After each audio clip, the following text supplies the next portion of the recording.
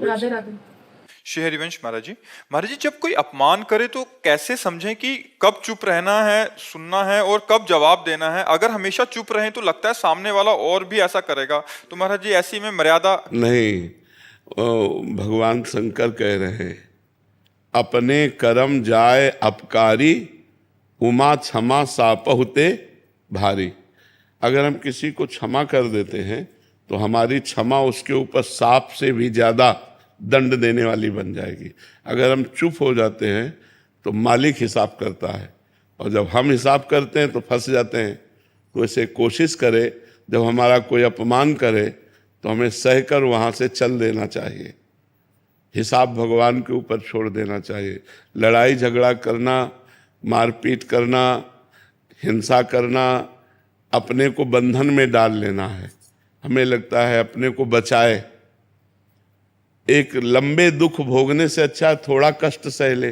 जैसे कोई हमें गाली दे रहा है, हमें अपमानित कर रहा है, यदि हम उससे लड़ गए तो हमारे अंदर क्रोध आ सकता है, मार पिटाई हो सकती है, रिपोर्ट हो सकती है, फिर हम आगे बंधनों में फंसते चले जाएंगे।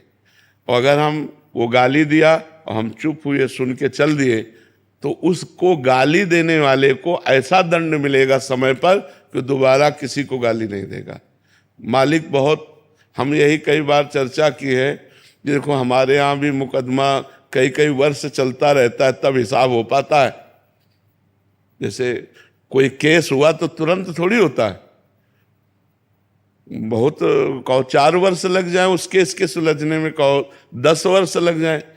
तो ये तो एक देश की बात है और अनंत ब्रह्मांडों का हिसाब है। तो हमारे प्रभु के यहाँ कहते हैं कि देर है पर अंधेर नहीं, कहते ना, थोड़ा देर तो लगेगी कि आपको वो गाली दिया तुरंत उसको चोट नहीं लगेगी, पर समय आने पर ऐसी चोट लगेगी कि जिंदगी में गाली देना भूल जाएगा। अपने को सहना चाहिए।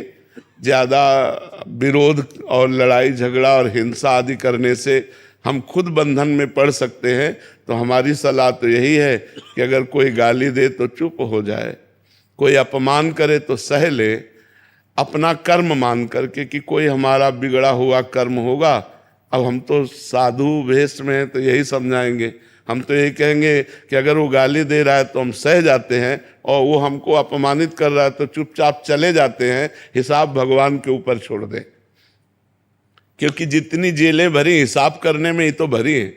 कहीं हम गलत कर बैठे, कहीं हम हिंसा कर बैठे तो कानून का अपराध हमारा बन जाएगा, कानून के विरुद्ध हमारे आचरण बन जाएंगे, तो हम भी अपराधी माने जाएंगे। तो इसलिए हम मारे पीटे नहीं, हिंसा ना करें, क्रोध ना करें, सह जाएं, भगवान से प्रार्थना करें कि हे भगवान उसकी भी बुद्धि शुद्ध कर दो।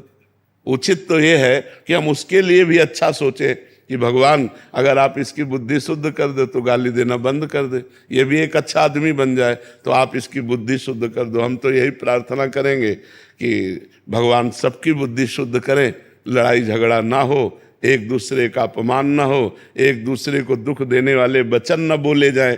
पर आज नाक में गुस्सा रखा है सबके, नाक में गुस्सा, जरा सा धक्का लग जाए तो आदमी आदमी के ऊपर एकदम टूट पड़ता है।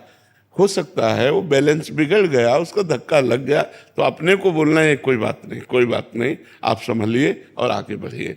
लेकिन जरा जरा सी बात में, क्योंकि खान पान सही नहीं है, तमोगुणी भोजन है, तमोगुणी विचार, तो जरा में गुस्सा आ जाता है। हमें सहन करना चाहिए, सहन में बहुत आनंद है। जब हमें सहन ना हो तो रो देना चाहिए भगवान के सामने, प्रभु हम तो असमर्थ हैं, आप समर्थ हो, आप देख लो। वो जब देख लेंगे ना तो बहुत अच्छी तरह देख लेंगे।